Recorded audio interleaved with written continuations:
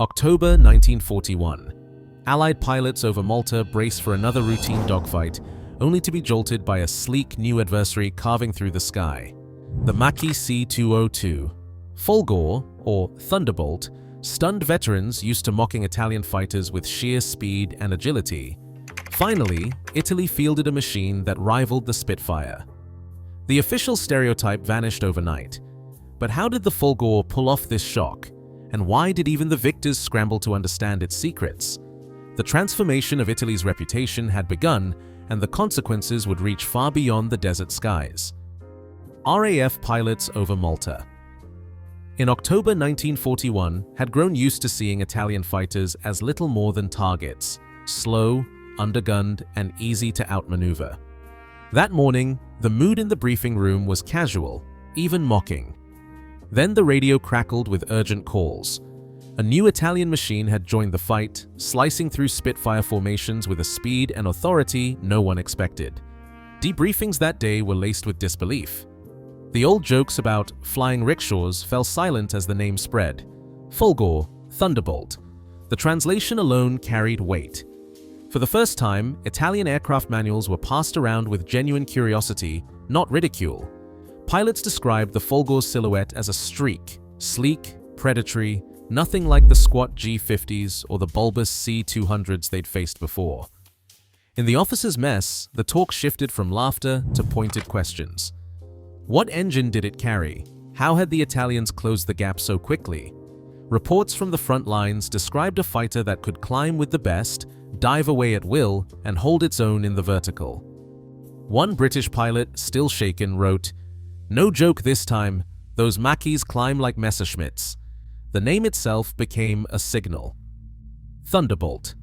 Not just a technical designation, but a warning. By sundown, recognition manuals were being revised, and the old stereotype, Italian fighters as second-rate, was already fading. In the span of a single sortie, the Folgore had forced its adversaries to look again, to question everything they thought they knew about the enemy above Malta.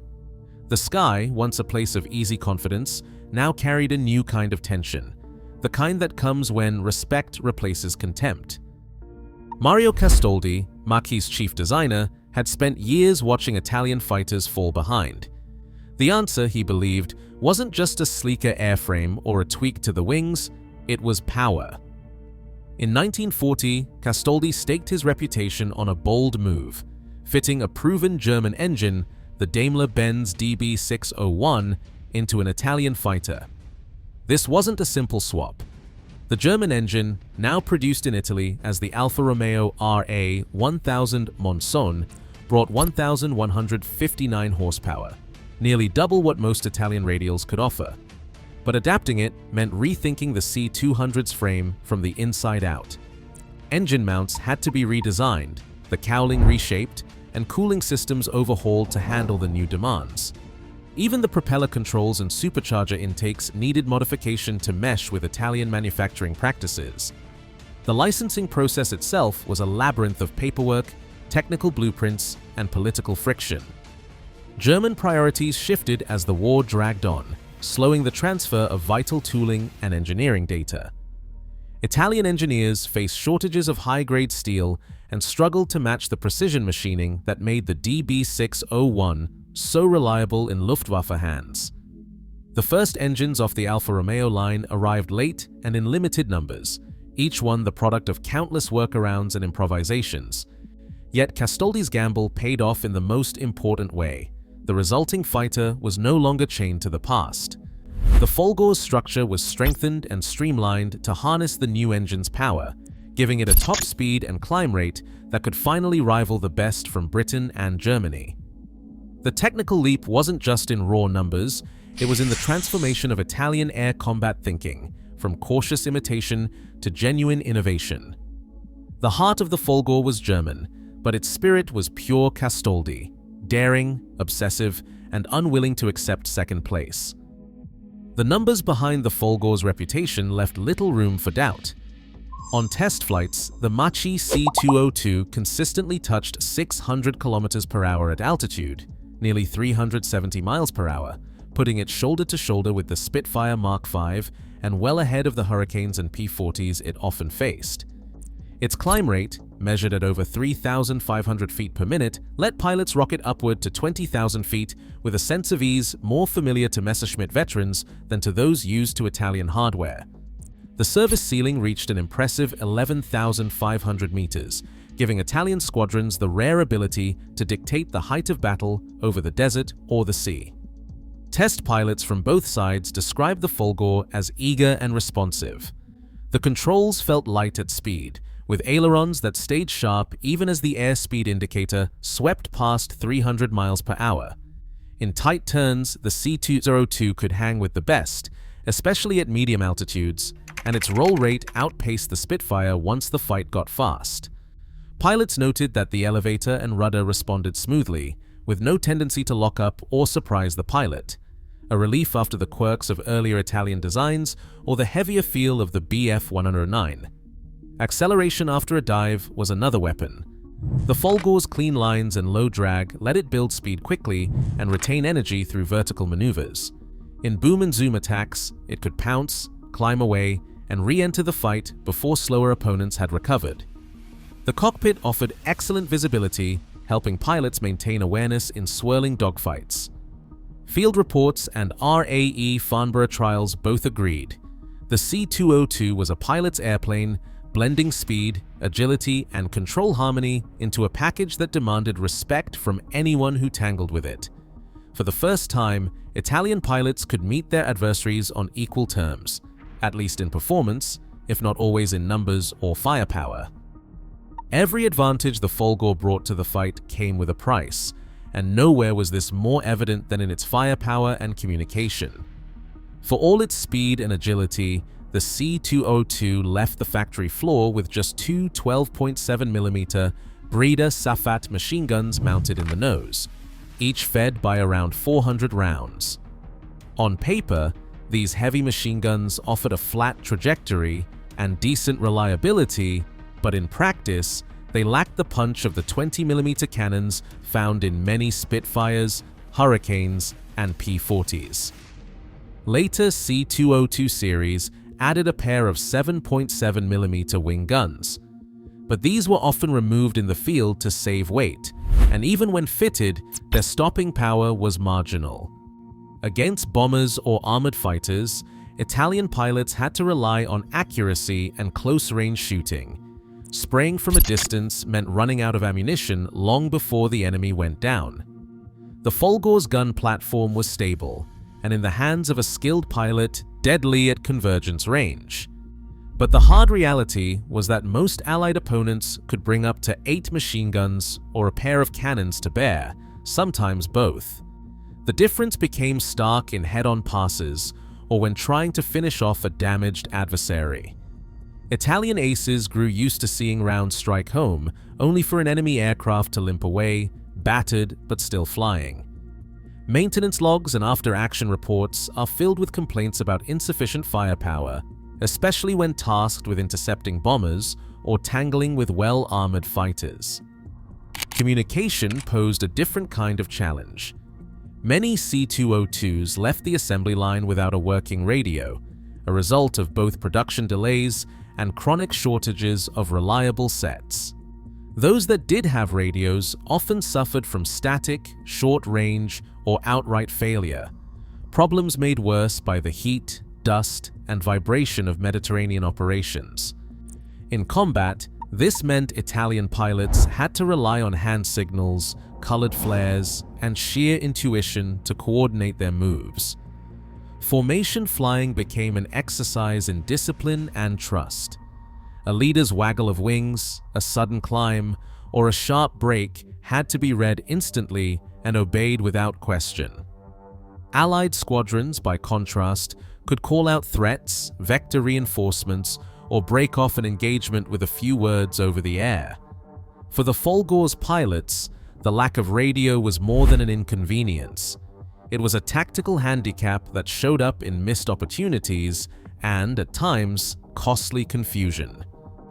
Italian ground crews worked tirelessly to retrofit and repair radio sets, but the supply never caught up with demand. In the field, some units cannibalized damaged aircraft for working radios, swapping them between airframes as needed, but this was a stopgap at best. The burden of these constraints fell not just on the pilots, but on the technicians and mechanics who kept the Folgores flying. In North Africa and over Malta, ground crews improvised sand filters, patched up wiring, and scavenged for parts, all to squeeze another sortie out of machines that were always in short supply. They knew that every operational C.202 represented a concentrated burst of Italian air power, one that could change the balance of a skirmish, but only if everything worked as intended. For the men in the cockpit, every dogfight was a balancing act. Make every bullet count, trust the man on your wing, and hope the next hand signal wasn't lost in the sun. RAF and USAAF intelligence officers pored over fresh combat reports, searching for patterns in the new threat. The Folgore's arrival forced a rewrite of the Mediterranean Air Wars playbook almost overnight. Early in 1942, recognition slides in briefing huts swapped out the familiar, dumpy profiles of the G50 and C200 for the Folgore's slim, angular silhouette. Training manuals were edited in haste, now warning, "Do not assume any Italian fighter is an easy mark." Allied pilots quickly learned what not to do. Old doctrines said to turn with Italian planes, bleed off their energy, and finish them in a slow, circling fight. The C-202 punished that mistake. Its pilots favored vertical maneuvers, climbing out of reach, rolling over, and diving back down with a burst of speed that left Hurricanes and P-40s scrambling. The Folgore's acceleration out of a dive and authority in the vertical made it a natural for boom and zoom attacks. One RAF debrief from Malta described the experience. "He went up like a rocket, then dropped in behind me before I'd completed my turn. Not like any Italian I'd met before." Squadron intelligence officers began circulating technical bulletins, drawing direct comparisons. Against the Hurricane, the C-202 was faster and climbed away at will. The P-40, with its heavier guns, could take more punishment, but few could match the Folgore in a sustained turn or in the first moments after a dive. The Spitfire Mark V, the pride of the RAF, found itself in a dogfight of equals below 20,000 feet. The Folgore could outroll the Spitfire at high speeds, and its pilots exploited this edge. RAF test pilots at Farnborough, after flying a captured C-202, wrote, "Impeccable in the vertical, agile in the roll, treat her with respect." The tactical shift ran deeper than just new maneuvers. Allied units began flying in disciplined pairs, covering each other's tails and refusing the temptation to outturn the Folgore. Two-ship tactics replaced the old solo duels. Pilots were told to keep their speed up, fight in the vertical, and use their radios to coordinate slashing attacks. The Folgore's lack of reliable communication became a key Allied advantage. Well-drilled RAF and USAAF formations could call out threats, vector reinforcements, and break off when needed, while Italian pilots relied on hand signals and intuition, sometimes losing cohesion in the chaos. Recognition guides, once an afterthought, became essential reading. Manuals printed in spring 1942 included silhouette photos of the Folgore alongside the Spitfire and Bf-109, with notes on its three-blade prop, rounded spinner, and narrow fuselage.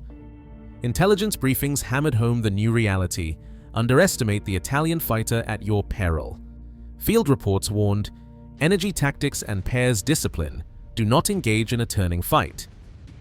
The learning curve was steep, and not every squadron adapted quickly. Losses mounted for those who clung to old habits. But for those who adjusted, the Folgore became less a terror and more a respected rival, one that could be matched, but only by respecting its strengths and exploiting its few weaknesses. In the briefing rooms of Malta and the sands of North Africa, the age of easy victories over Italian fighters was over. The duel had become a contest of skill, discipline, and adaptation. On the airfields of Libya and Egypt, the Folgore's promise collided with a daily grind of shortages and improvisation. For every gleaming fighter ready at dawn, others sat silent, stripped for parts to keep a handful flying. Italian industry, stretched thin by war and blockade, could not deliver enough Alfa Romeo RA1000 engines to match frontline demand. At times, completed airframes waited weeks for power plants that never arrived. Mechanics became scavengers, moving from one grounded C.202 to another, swapping pistons, fuel pumps, even entire cowlings. Cannibalization was not just a last resort, it became routine. Ammunition, too, ran short, with pilots sometimes launching on sorties with less than a full belt of rounds. Desert conditions punished men and machines alike. Sand clogged intakes and wore down cylinder walls, forcing ground crews to improvise makeshift filters from whatever fabric or mesh they could find. Cooling systems were modified in the field, patched with local materials to keep engines from overheating under the Mediterranean sun. Maintenance logs from the period tell of engines overhauled after just 60 or 80 hours, far short of their intended lifespan. In these conditions, every sortie was a victory for the crews as much as the pilots. Within 4th Stormo, aces like Franco Lucchini relied on this relentless ingenuity. Letters and unit histories recall patched-together Folgores, flying on borrowed time, yet still climbing to meet Allied formations. The real ceiling for the Thunderbolt was not its service altitude, but the grit and skill of the men who kept it in the fight. Each operational C.202 became both a technical achievement and a testament to human determination amid scarcity. Captured Macchi C.202s soon found their way to Allied test centers, most famously to the Royal Aircraft Establishment at Farnborough. British pilots, used to dismissing Italian fighters, now took the Folgore through its paces with a careful eye. The official report praised its vertical authority, noting how it could accelerate and climb away from a fight with a confidence that surprised even seasoned Spitfire pilots. In roll and high-speed handling, the Folgore proved itself the equal of the best. Test pilots wrote, "Control remains light and responsive at combat speeds," and confirmed that the C.202 could outroll a Spitfire Mark V above 300 miles per hour. The verdict was clear. This was no obsolete relic, but a thoroughbred that demanded respect.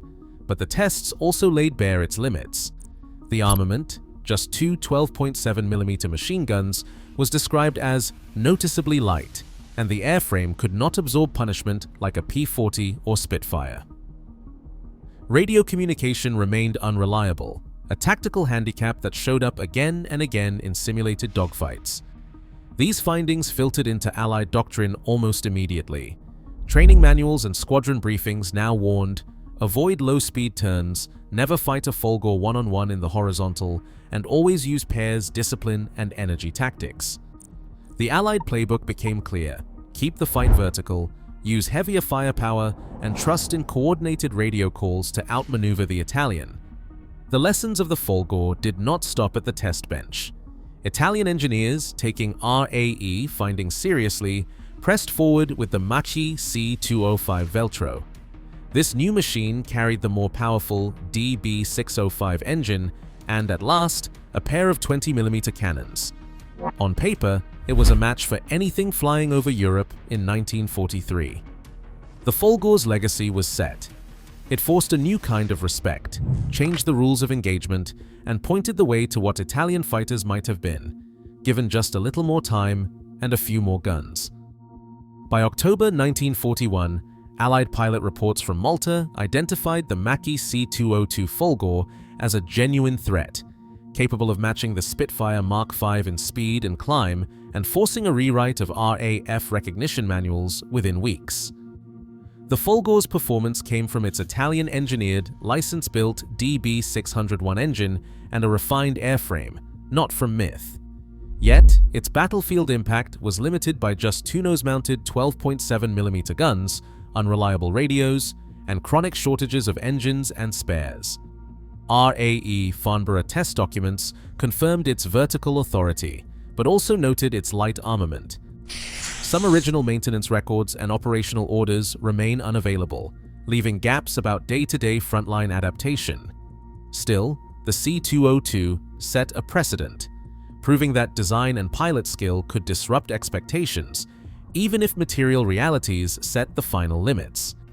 Its legacy, documented by both Allied and Italian sources, is clear. The Folgore was the first Italian World War II fighter to earn respect on its own merits.